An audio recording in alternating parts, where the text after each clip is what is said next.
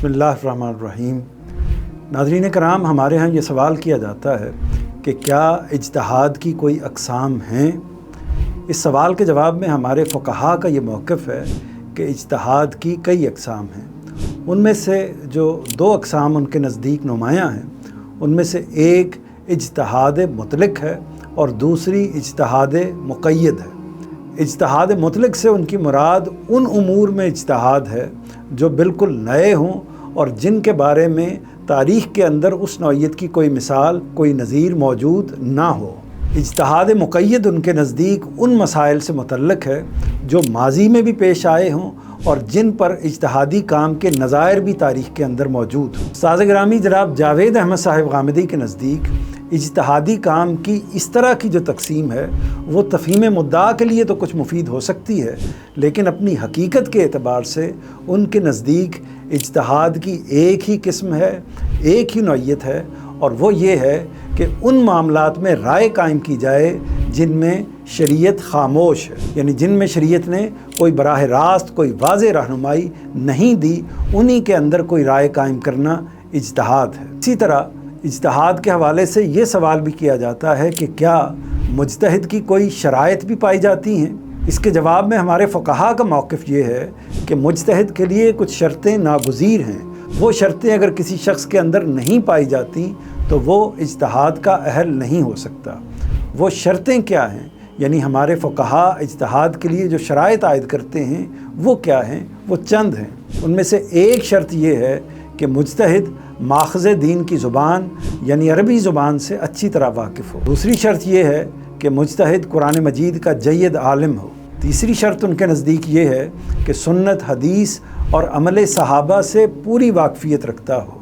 चौथी शर्त यह है कि माज़ी के इज्तिहादी और फ़िक़ही काम पर उसकी गहरी नज़र हो। और पाँचवीं शर्त यह है कि वो साहिब तक़वा हो, यानी मुत्तकी हो। इन शराइत के हवाले से हमारे उस्ताद जनाब जावेद अहमद गामिदी का मौक़िफ़ ये है कि ये सब नकात काबिले लिहाज हैं और इनमें ज़माने की ज़रूरतों के पेश नज़र बाज़ इजाफ़े भी किए जा सकते हैं, मगर इन्हें इज्तिहाद के शराइत के तौर पर पेश करना और इनके बग़ैर किसी इज्तिहाद को नाकाबिले कबूल करार देना उनके नज़दीक दुरुस्त नहीं है। ये क्यों दुरुस्त नहीं है? उनके नज़दीक इसके तीन वजूह हैं। पहली वजह यह है कि इस नौइयत के शराइत को नबी करीम सल्लल्लाहु अलैहि वसल्लम की निस्बत हासिल नहीं है। आपकी निस्बत के बग़ैर किसी चीज़ को दीन व शरीयत के तौर पर पेश करना दुरुस्त नहीं है।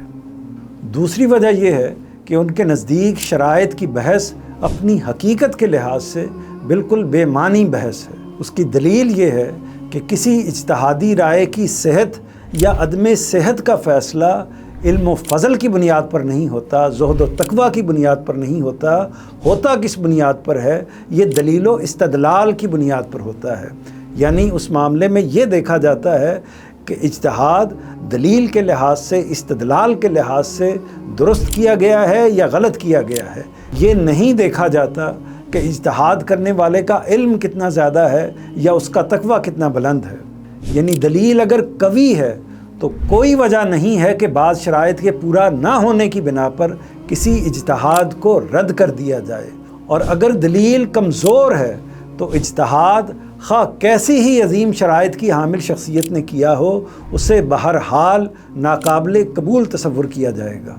तीसरी वजह यह है कि ये ऐन मुमकिन है कि किसी मामले में मुतल्लका शोबे के माहिर की राय मज़कूरा शराइत पर पूरा ना उतरने के बावजूद ज़्यादा वकी हो। यानी मिसाल के तौर पर यह बिल्कुल मुमकिन है कि मेडिकल के मामले में एक डॉक्टर का इज्तिहाद अरबी ज़ुबान व अदब के किसी फ़ाज़िल के इज्तिहाद के मुकाबले में ज़्यादा करीन हकीकत हो, ज़्यादा सही हो, ज़्यादा बेहतर हो। इसी तरह मिसाल के तौर पर शरीयत में सूद की तारीफ़ मुतय्यन हो जाने के बाद उसके इतलाक़ के मामले में किसी माहिर मईशत की राय किसी आलम दीन की राय से ज़्यादा साहिब हो सकती है।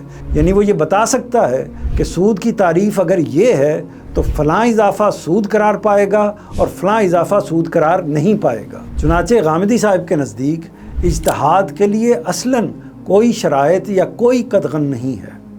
ये दरवाज़ा हर मुसलमान के लिए उसकी इनफरादी हैसियत में और हर कौम के लिए اس کی اجتماعی حیثیت میں بالکل کھلا ہے۔